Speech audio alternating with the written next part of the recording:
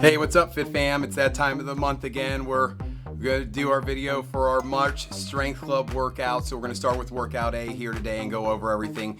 Hopefully give you a good idea of what we're working on. And then if you do have any questions, hopefully we answer some of those here. But if not, gives you something to be ready to ask the coach about when you come in for your first session as well. So you guys know the drill. We got our templates, traditional setup here, so pretty typical one for us. We're going to start with our ramping to get it warmed up and get everything working here, and then we'll move on to our power, then our strength training, and a little finisher at the end for you. So for our ramping here and that mobility work, we're going to start with our hangs, of course. Again, great for that shoulder health, shoulder strength, grip strength. Also will help with that pull-up strength as well here. So just take your time, focus on your breathing, and big deep breaths in through the nose, hold for a second, slowly push all that air out. So again, your goal should be to try to do that hang with as few breaths as possible. So really taking big deep breaths in, slowly pushing that air out. 2 to 3 breaths would be great. Obviously, if you need to do more, you can do more. Just make sure you're focused on your breathing. It's not short breaths here. Pay attention. I know not everybody loves hangs. It's 2 sets of 30 seconds though, so I really don't want to hear your complaints either, okay? The second exercise here, we're gonna match that up with our half kneeling halos.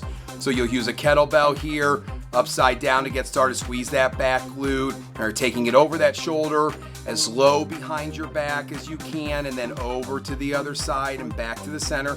Driving that front big toe into the floor, squeezing that back glute tight. This is great for, activating those glutes, getting those hip flexors stretched out, also opening up those shoulders, and a little bit of core work here as well. So don't be afraid to challenge yourself with that kettlebell weight, anywhere from that 10 to, really 35 to 40 pounds, depending on the person here. But again, start with a little bit lighter, see how those shoulders feel here. We'll get a set in on each side here. So in the first set, you'll be on one knee. The second set, you'll be on the other. So we're gonna get 2 sets of each of those there. The second group here is gonna be, we're gonna be working with our bands. On the blue form, we have our anti-rotational dead bugs here. So you see Coach Lynn, back press against the floor, reaching one leg at a time. Now she's pulling away at that beam as well, or that band. This isn't like slacking the man. I want you to feel like you're resisting that rotation, and you will notice it once you start to extend that leg. But also notice the tempo here. Controlled tempo, reaching with that leg, pausing for a second. It's not about getting a bunch of reps in. It's about really challenging yourself with those reps to make sure you're not rotating. You will feel this in your core as you're working this one as well. And then the second exercise, we have our sandbag beast pull-throughs here. So in that beast position, shoulders over the wrists, hips over those knees, knees just up off the floor.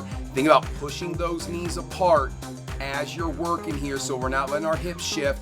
Take your time, just like those dead bugs. It's not about getting a bunch of reps in. It's about controlling that weight, thinking about like there's a drink tray on your lower back, not letting yourself spill those drinks.